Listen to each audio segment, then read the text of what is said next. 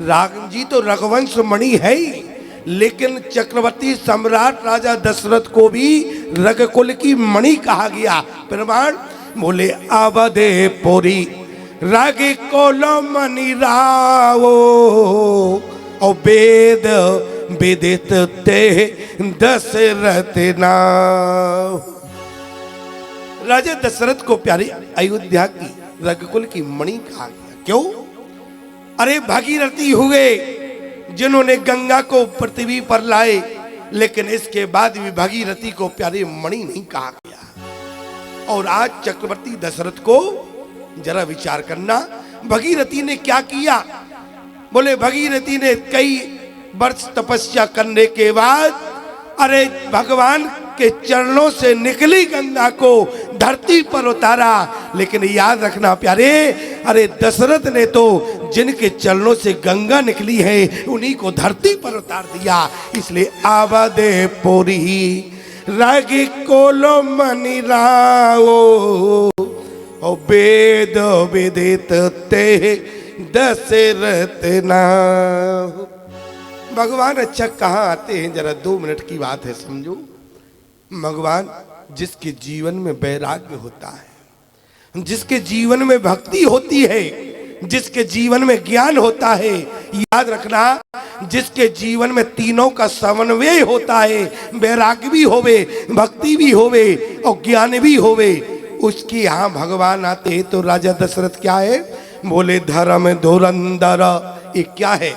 बोले जो जितना धर्मात्मा होता है उतना बैरागी होता है। और बोले धर्म धुरंधर गुण निधि ज्ञानी, ज्ञानी भी है और भक्ति है। प्रमाण बोले हृदय भगति मति सारंग पानी। आज राजा दशरथ के अंदर प्यारे तीनों का समन्वय है। लेकिन इसके बाद भी प्यारे एक बार भूपति मन माही भई गलानी मोर्यो सुतुनाई। आप प्यारे कई बार रामचरितमानस को पढ़ते हैं, लेकिन ईमानदारी से बताओ क्या राजा दशरथ को बेटे की गलानी है या राजा दशरथ को भगवान नहीं आए इस बात की गलानी? राजा दशरथ को प्यारे बेटे की गलानी नहीं है। राजा दशरथ को प्यारे भगवान को बेटा के रूप में मांगा था राजा मनु ने। राजा मनु ही दशरथ बने प्यारे। इस बात की गलानी है कि भगवान अभी तक नहीं आए। भगवान क्या झूठ बोलता है? राजा दशरथ ने क्या मांगा था प्यारे? बोले दान शिरोमणि कृपा निधि और नाथ कहो सती भाव और चाहूं तुम ही समान सुत और प्रभु सन कवन दुराव। लेकिन इसके बाद भी प्यारे भगवान नहीं आए। भगवान ने राजा दशरथ जिस समय मनु थे तो भगवान ने कहा था नृपतव तनय होव में आई, मैं ही तुम्हारा बेटा बनकर आऊंगा। अच्छा, लेकिन भगवान नहीं आए तो कारण क्या रहा?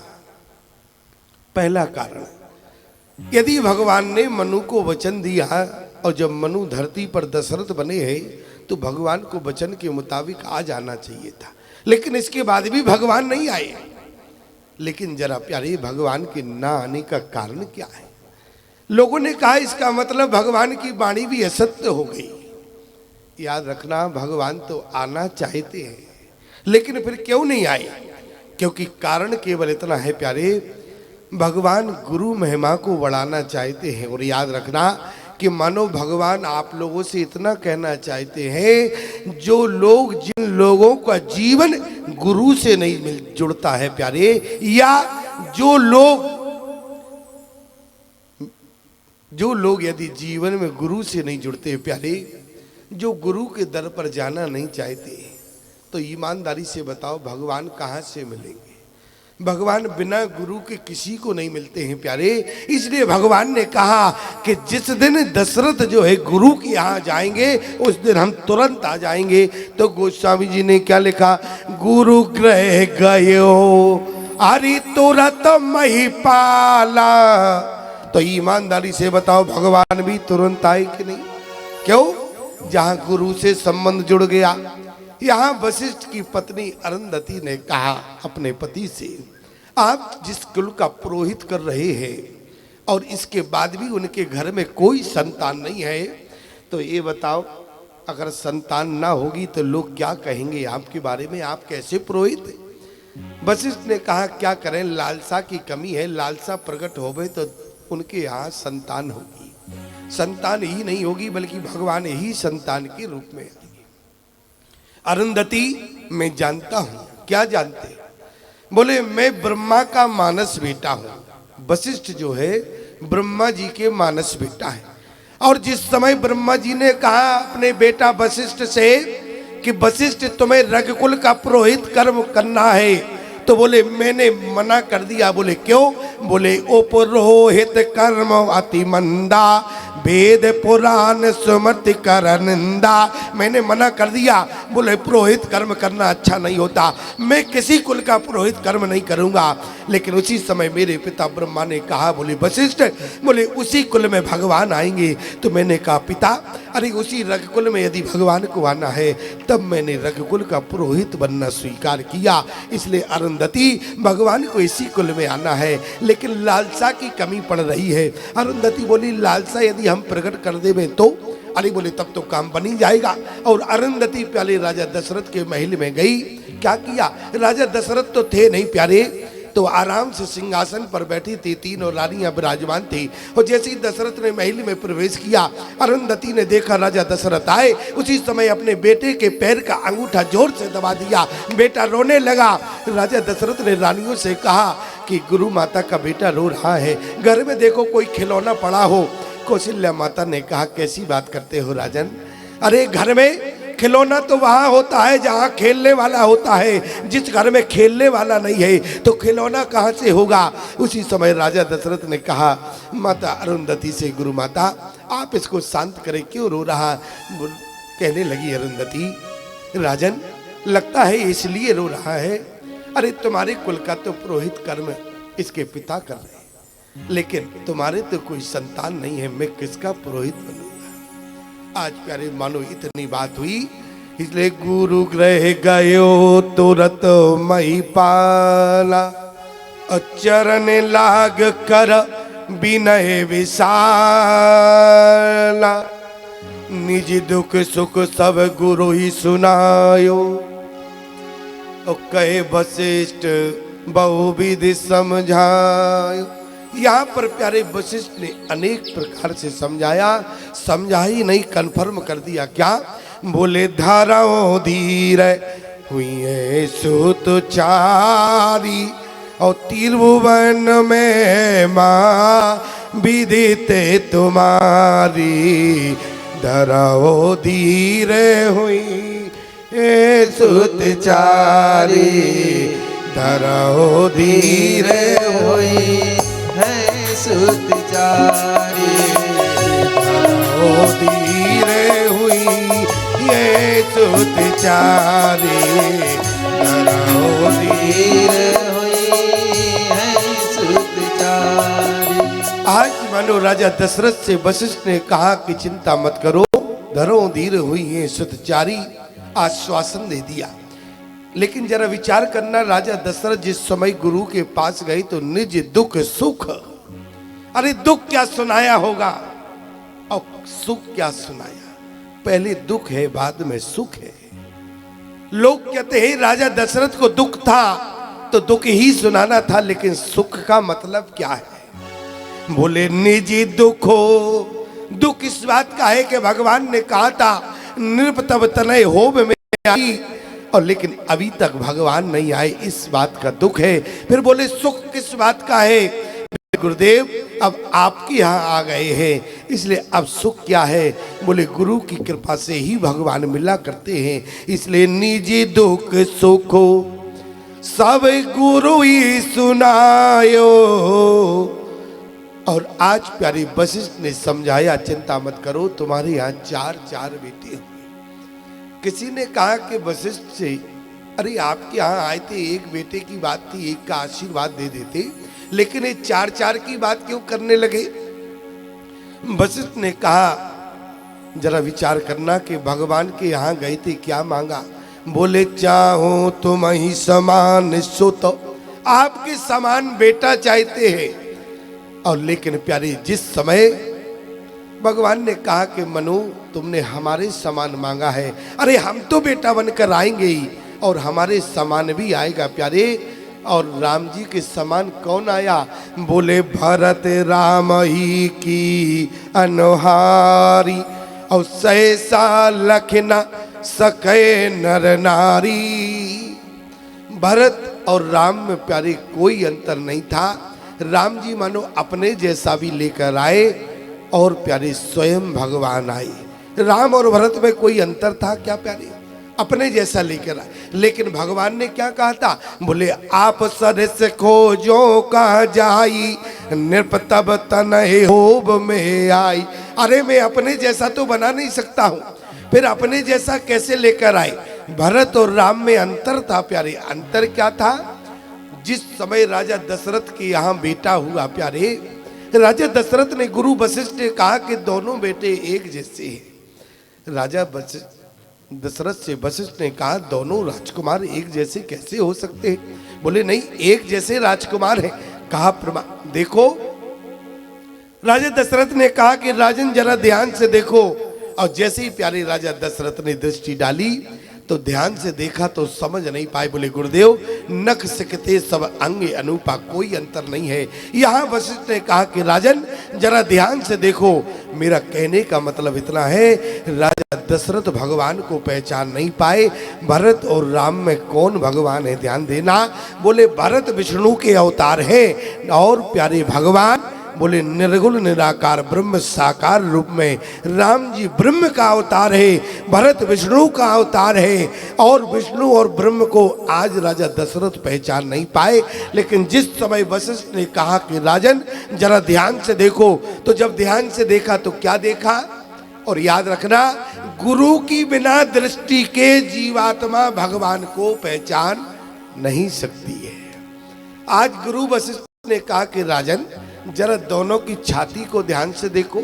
जब दोनों की छाती देखी तब भी दशरथ नहीं समझ पाए। लेकिन जिस समय वशिष्ठ ने कहा कि राजन दोनों का अंग बिल्कुल एक जैसा है, लेकिन दोनों की छाती में अंतर है। क्या अंतर था प्यारे? बोले भरत की छाती पर भृगु ऋषि के चरण चिन्ह नहीं थे और राम की छाती पर भृगु ऋषि का चरण चिन्ह बना था। इतना दोनों की छाती में अंतर था। भगवान अपने जैसा तो बना नहीं सकते, बनाने की कोशिश किया। तो मेरा कहने का मतलब है कि राजा दशरथ जिस समय मनु थे तो भगवान के यहाँ जितना मांगा उससे दुगना मिला। और गुरुदेव ने कहा याद रखना प्यारे, जो भक्त भगवान के यहाँ जाता है जितना चाहोगे तो उससे दुगना मिलता है, लेकिन जो गुरु के यहाँ जाता है तो जितना चाहोगे दुगना नहीं मिलता प्यारे, उससे चौगना मिलता है। इसलिए धाराओ धीर हुई सुत चारी। आज चार चार बेटों की होने की बात कही। राजा दशरथ ने कहा बोले गुरुदेव अब हमें क्या करना होगा? उसी समय वशिष्ठ ने कहा बोले तुम्हें कुछ नहीं करना होगा, अब जो कुछ हम करेंगे। क्यों? बोले मैं तुम्हारा पुरोहित हूँ और पुरोहित का मतलब होता है जो जजमान का पूरा पूरा हित करे। और ईमानदारी से बताओ, जिस समय पुत्रेष्ट यज्ञ हुआ तो पुत्रेष्ट यज्ञ में आहुति किसने दिया? राजा दशरथ ने दिया कि वशिष्ठ ने दिया? किसने दिया? आज क्या होता है, जजमान आहुति देते हैं, देते कि नहीं देते? और वहां जजमान कौन बना है? वशिष्ठ बने हैं। और यज्ञ करता कौन है? यज्ञ कराने वाले कौन है? बोले श्रृंगी ऋषि। अरे वशिष्ठ बुलावा और पुत्र काम शुभ यज्ञ करावा। कभी आपने इस बात पर विचार किया?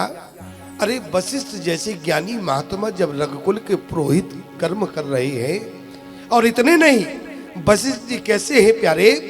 बोले सो गोसाई विधि गति जय छे की, सकई सुटारी टेक सोटे की। लेकिन इसके बाद भी प्यारे वशिष्ठ ने श्रृंगी ऋषि को बुलाया, कारण क्या है? इसका मतलब क्या है? इसका मतलब हुआ या तो वशिष्ठ पुत्रेष्ठ यज्ञ कराना नहीं जानते थे इसलिए तो श्रृंगी ऋषि को बुलाया, या फिर अच्छा इसका अर्थ क्या, लोग यही तो अर्थ करते हैं, लेकिन प्यारे श्रृंगी ऋषि को क्यों बुलाया और वशिष्ठ ने अयोध्या की धरती पर पुत्रेष्ठ यज्ञ क्यों नहीं कराया प्यारे, इसका कारण क्या है?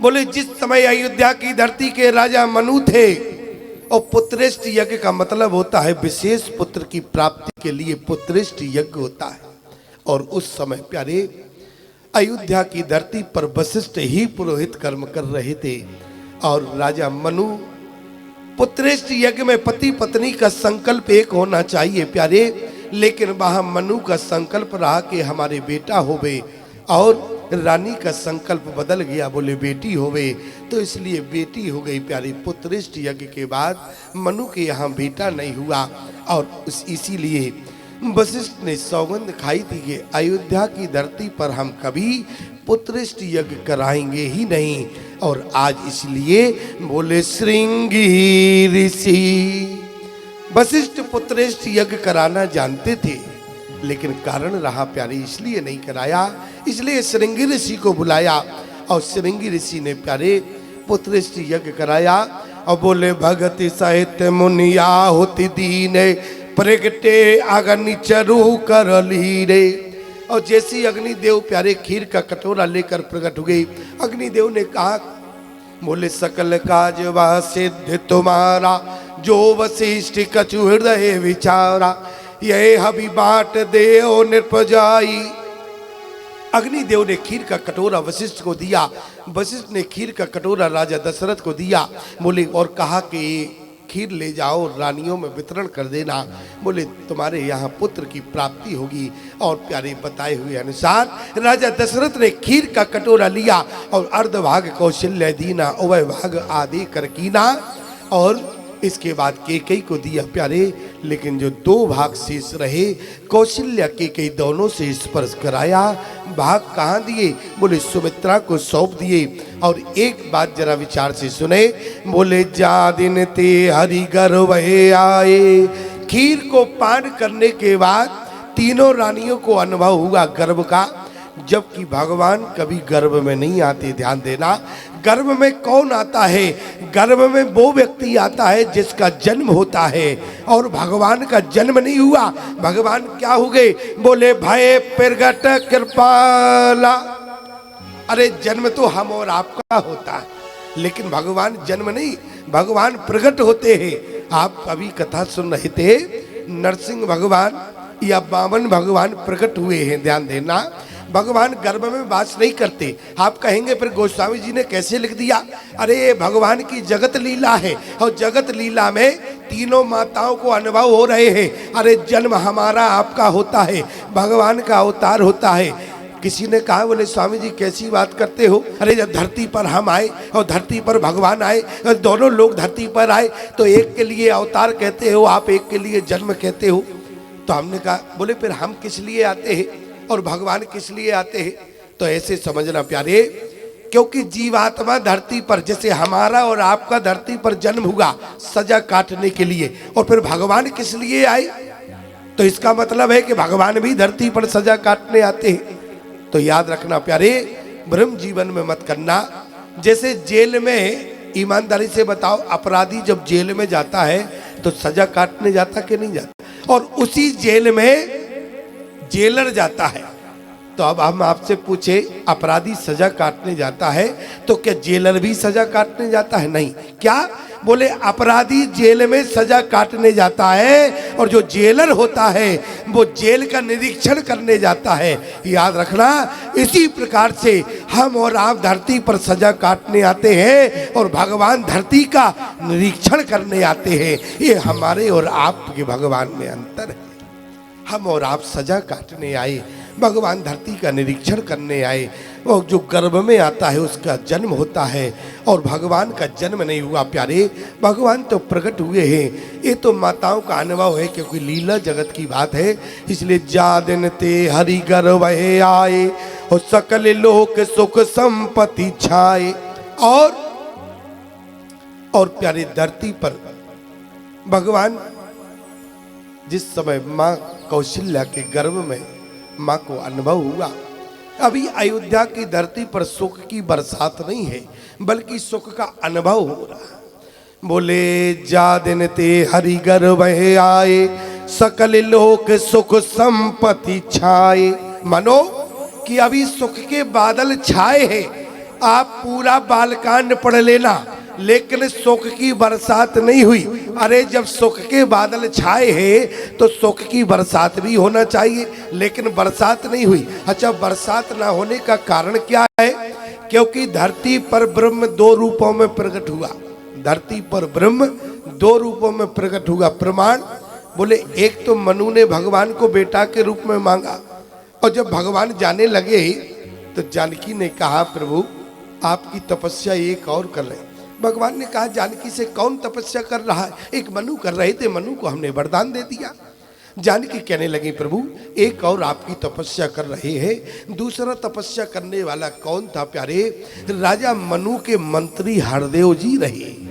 कौन? राजा मनु के मंत्री है हरदेव। और जिस समय मनु ने अपने बेटों से कहा कि बेटा राज्य ले लो, तो बेटा ने कहा कि पिताजी राज्य का मुझे अनुभव नहीं है। तो उसी समय प्यारे मनु ने अपने मंत्री हरदेव को बुलाया, अभी हमारे बेटों को राज्य का अनुभव नहीं है, इसलिए तुम जब तक राज्य को संभालना, जब तक हमारे बेटा राज्य न सीख जाए। प्यारे हरदेव ने राज्य को स्वीकार कर लिया। हरदेव अपने घर में पहुंचे, अपनी पत्नी से कहा कि भाग्यवान हमारा भाग्य खुल गया। हरदेव की पत्नी ने कहा कि भाग्य खुल गया, कैसे खुला? हरदेव ने पूरी बात बताई। बोले राजा मनु जंगल में भजन करने के लिए चले गए, लौट के आना नहीं है। मुझे जीवन भर उनके बच्चों को राज का अनुभव नहीं सिखाना, जीवन भर राजा मैं रहूंगा। उसी समय प्यारे हरदेव की पत्नी ने अपने हाथों से चूड़ी को उठा निकाल के फेंक दिया, माथे से सिंदूर को मेड़ दिया। कहा कि स्वामी तुम्हारा तो भाग्य खुल गया होगा, लेकिन मेरा तो भाग्य फूट गया कि मुझे तुम जैसा पति मिला। हरदेव ने कहा कि भाग्यवान कैसी बात करती हो, हमारा भाग्य उदय हो गया। हरदेव की पत्नी बोली, भाग्य उदय तो तब होता मनु के साथ यदि तुम भी चले जाते। अरे मनु ने जिस राज को तिनका की भांति त्याग दिया, उसी राज को तुमने मोही के रूप में स्वीकार कर लिया, इसलिए तुम्हारा भाग्य खुला होगा, लेकिन मेरा तो कर्म फूट गया। लेकिन याद रखना, जैसी हरदेव की पत्नी ने कहा, मनु ने भी सारण तीर्थ पर गए, हरदेव वही बैठ गए। कहा? अपने घर में ही बैठ गए।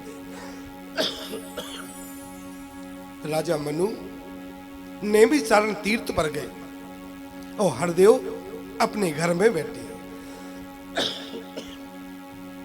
और जैसे प्यारे हरदेव भजन कर रहे थे, जानकी ने कहा कि प्रभु आपका भजन एक और कर रहे हैं। कौन? ये धूप के कारण क्या है, थोड़ा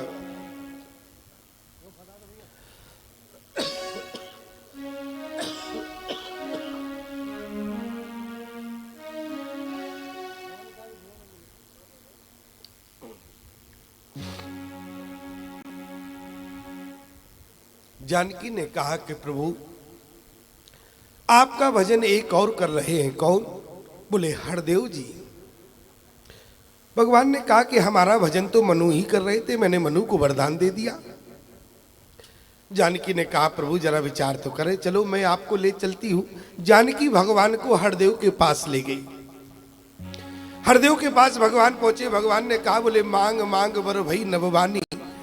हरदेव जी ने अपना नेत्र खोला, भगवान के चरणों में गिर पड़े। हरदेव को भगवान ने उठाया। भगवान ने कहा कि हरदेव मैं तुम्हारे समक्ष खड़ा हूं, मुझसे कुछ मांग लो। हरदेव ने कहा कि प्रभु जो मैं मांगना चाहता था वो तो आपने राजा मनु को दे दिया। भगवान ने कहा कि इसका मतलब हुआ कि तुम मुझे बेटे के रूप में मांगना चाहते थे। भगवान ने कहा कि कोई बात नहीं हरदेव, मनु ने मुझे यदि बेटे के रूप में मांग लिया है तो तुम मुझे बेटी के रूप में मांग लो। मैं मनु के यहाँ बनकर आऊंगा और तुम्हारे यहाँ बेटी बनकर आऊंगा। और प्यारे धरती पर ब्रह्म का एक रूपों में, दो रूपों में अवतार हुआ। मनु जी जनक बने, मनु जी दशरथ बने और हरदेव जी जनक बने। प्यारे, मनु के यहाँ ब्रह्म बेटा बनकर आया और जनक जी के यहाँ बेटी बनकर पहुंच गया। प्रमाण क्या है? बोले जनक सुकृत मुहूर्त बह दे, दशरथ सुकृत राम धर दे। आज और जब ब्रह्म अभी अयोध्या में है तो सुख की बरसात नहीं हुई। क्यों? क्योंकि धरती पर ब्रह्म के दो रूप हैं और जब तक ब्रह्म एक रूप में नहीं मिल जाएगा तब तक सुख की बरसात नहीं होगी। इसलिए गोस्वामी जी ने क्या कहा?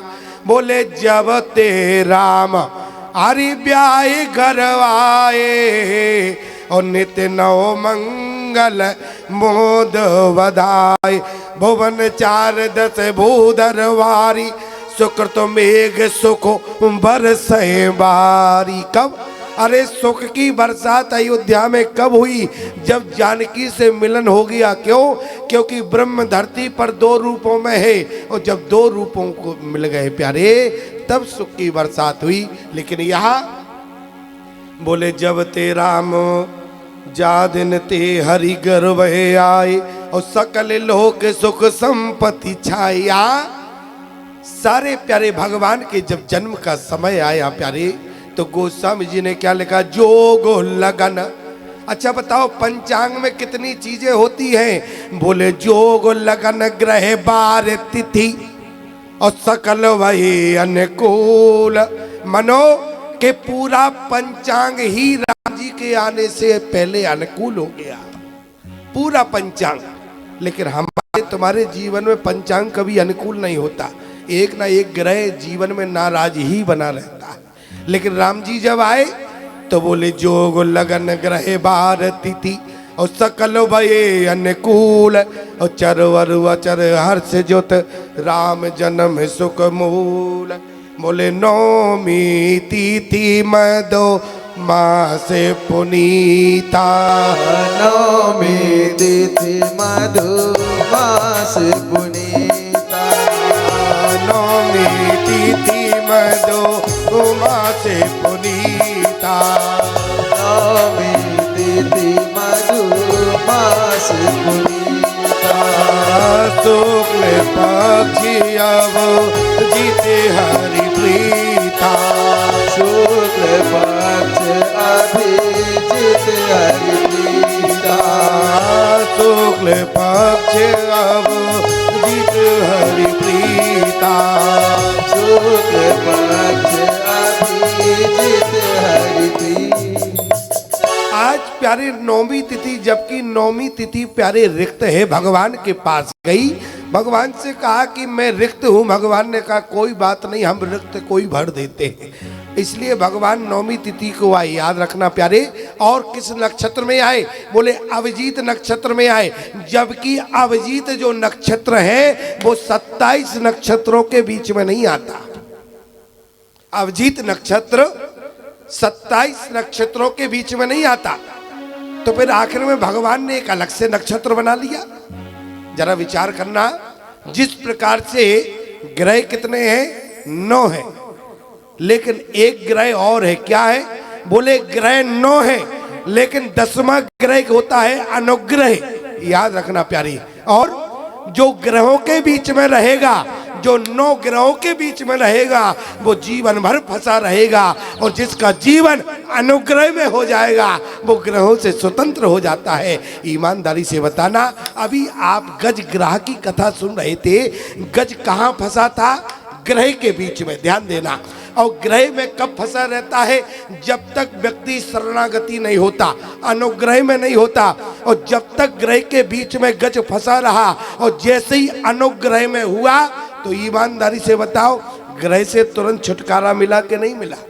जो व्यक्ति ग्रह अनुग्रह में आ जाता है तो ग्रह के जीव अपने आप छुटकारा हो जाता है। यहाँ पर क्या हुआ? बोले अभिजीत नक्षत्र 27 नक्षत्रों के बीच में नहीं आता प्यारे। अभिजीत नक्षत्र 27 नक्षत्र के अलग है। क्यों? क्योंकि जो अभिजीत नक्षत्र में पैदा होता है वो जीवन में कभी किसी से पराजित नहीं होता, उसे जीवन में कोई जीत नहीं सकता है। और भगवान राम को ईमानदारी से बताओ कोई जीत पाया? भगवान कन्हैया रोहिणी नक्षत्र में आए तो नक्षत्र का प्रभाव क्या हुआ? बोले जो 27 नक्षत्रों के बीच में जन्म लेता है उसको कोई ना कोई जीत सकता है, लेकिन जो अभिजीत में होता है उसको कोई नहीं जीत सकता। और भगवान कृष्ण रोहिणी नक्षत्र में आए इसलिए रण छोड़ बनना पड़ा प्यारे। क्यों? क्योंकि नक्षत्र का प्रभाव था। यहाँ भगवान कहाँ है? बोले नौमी तिथि मधुमासे पुनीता और शुक्ल पक्ष अवजित हरिप्रीता। यहाँ भैया आज नौमी तिथि और सारे ग्रह अनुकूल, पूरा पंचांग अनुकूल हो गया। गोस्वामी जी कहते हैं मध्य दिवस अति शीतल धामा पावन काल लोक विश्रामा शीतल मंद सुरभि वैवाऊ हर्षित सुर संतन बन जाऊ बन कुसुमित गिरिगन मनियारा। बन के फूल अपने आप खिलने लगे। किसी ने कहा बन से, अरे तुम तो इतने प्रसन्न हो रहे हो जैसे भगवान तुम्हारे यहाँ आ रहे हो। अरे भगवान तो अयोध्या में आ रहे और बन के फूल अपने आप खिल गए। बन के फूलों ने कहा कि भगवान भले ही अयोध्या में आ रहे हो लेकिन रहने के लिए वन में ही आएंगे, इसलिए बनों के फूल पहले से ही प्रसन्नचित हो गए। और गोस्वामी जी ने कहा, बोले जैसी सारे देवताओं ने जाना कि भगवान के जन्म का समय आया, सारे देवता प्यारे कौशल्या के भवन में जैसे ही आए, भगवान ने कहा ब्रह्मा जी से देखो इन सबको वापस ले जाओ तब हम अवतार लेंगे। सारे देवताओं को ब्रह्मा जी ने फटकार दिया। ब्रह्मा जी ने कहा कि चलो यहाँ से जाओ, भगवान को अवतार लेना है। देवता कहने लगे अरे ब्रह्मा जी कैसी बात करते हो, कम से कम भगवान आ रहे तो कम से कम स्तुति तो पहले कर ले, अरे कम से कम पहले प्रार्थना हो जाए। तो ब्रह्मा जी ने कहा जल्दी प्रार्थना करो और अपने अपने घर को पधारो। क्या लिखा है? बोले सुर समूह हे बेनती कर अरे पहुँचे निज निज धाम और जग निवास प्रभु प्रगटे आके ले लो को विश्राम। यहाँ भगवान का प्राकट हुआ। लेकिन जरा विचार करना भाई, प्रगट कृपाला, इस लाइन को कितनी बार पढ़े होगे प्यारे, लेकिन कभी आज तक समझ पाए? भाई प्रगट कृपाला दीन दयाला कौशल्या हितकारी, कौशल्या हितकारी। अरे तो क्या दशरथ जी का हित नहीं हुआ? यहाँ कौशल्या का ही हित हुआ। क्यों? क्योंकि प्यारे आप पूरी रामचरितमानस पढ़ो या कोई रामायण पढ़ो, भगवान ने चतुर्भुजी रूप में दर्शन केवल कौशल्या को दिया, दशरथ को नहीं दिया। तो ये सौभाग्य दशरथ को नहीं मिला, किसको मिल रहा है?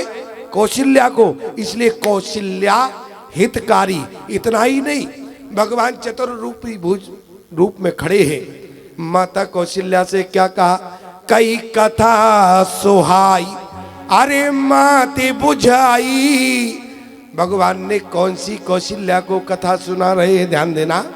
भगवान ने कहा कि कौशल्या से जब आप शत्रुपा थी तो आपने, आपके पति ने क्या मांगा? मैं उस समय चतुर्भुज रूप में प्रकट हुआ तो आपने यही तो कहा था चाहूं तुम्हें समान सुत, तो मैं वैसे ही चला आया। अब हमें क्या मालूम कैसे आना था।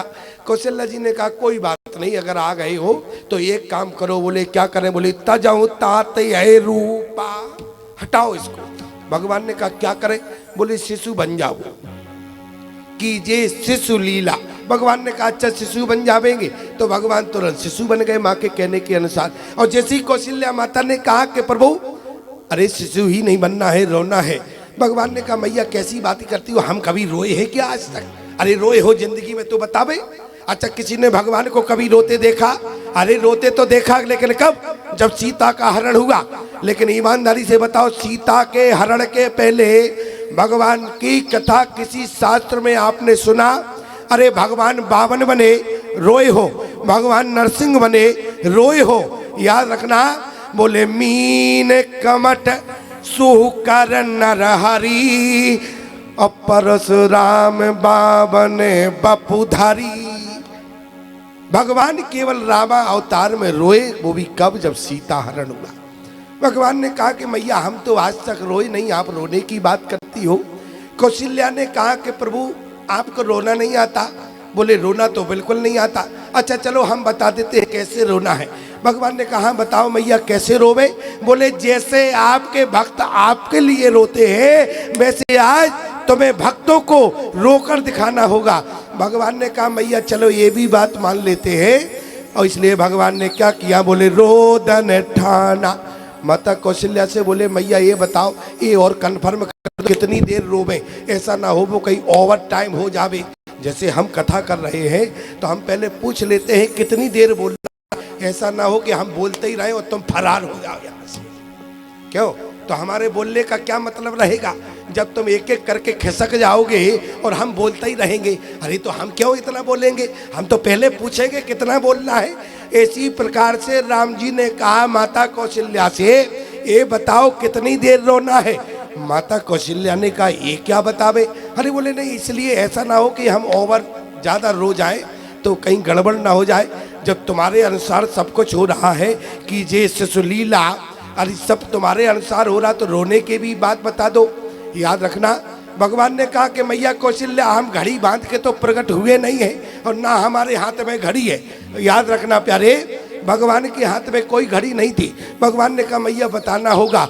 कौशल्या जी ने कहा कैसे बतावे, कितनी देर रोवे ये तो बताओ। ये गंभीर बात है कि नहीं, लेकिन फिर भी माता तो माता होती है, बेटा बेटा होता है। आज मैया कौशल्या ने क्या कहा, बोले प्रभु जब तक रोते ना, भगवान ने कहा कब तक रोवे, जब तक अयोध्या के भक्त हमारे कक्ष के, आपके कक्ष के दरवाजे तक ना आ जाए तब तक तुम रोते रहना। और भगवान जब तक रोते रहे प्यारे, कब तक रोते रहे, बोले सुन से सुरोदाना अरे परम प्रिय वाणी और संभ्रम चलिया ईश्वरानी।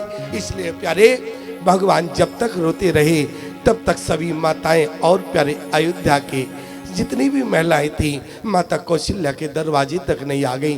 भगवान ने कहा मैया आपने रोना तो बता दिया, लेकिन एक बात अब हमारी सुनो। अभी तक जगत में भक्त हमारे लिए रोए हैं। याद रखना अभी तक जगत में भक्त हमारे लिए रोए हैं और अब मैं भक्तों के लिए रो रहा हूँ। अब इसका मतलब क्या है? भगवान ने कहा अब हम जगत में आ चुके हैं, अब जगत के भक्तों को नहीं रोना पड़ेगा, अब भगवान ही रो रहे हैं प्यारे। और इतना ही नहीं, एक दासी दौड़ कर गई। कहा? दासी ने कहा कि आपके बेटा हो गया। राजा दशरथ ने कहा कि दासी दिमाग खराब है क्या तुम्हारा? बोले दशरथ पुत्र जन्म सुनिकाना। देखो यहाँ जन्म हो रहा है। दशरथ ने कहा कि दासी जरा विचार करके बात करो। दासी ने कहा 60,000 वर्ष की आयु में हुआ, इसलिए तो तुम्हें विश्वास नहीं हो रहा। अरे बेटा हो गया। राजा दशरथ ने कहा दासी से बेटा नहीं हुआ। बोले क्या हुआ? बोले जाकर नाम अरे सुनत सुबह होई मोरे ग्रह आवा प्रभु सोई। अच्छा बताओ, यहाँ एक सोई शब्द आ गया तो सोई से क्या स्पष्ट हुआ आपको कौन आ गया? तो शंकर भगवान पार्वती को कथा सुना रहे थे। पार्वती ने कहा ये सोई कौन होए, समझ में नहीं आया। शंकर भगवान ने कहा जब सती रूप में थी तब हमने एक मुख से कहा, क्योंकि शंकर भगवान का पंचानन 5 मुख हैं।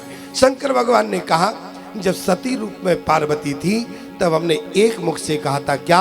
बोले जास कथा कुंभज ऋषि गाई, भगत जास में मुनई सुनाई, सोई मम इष्ट देव रघुवीरा।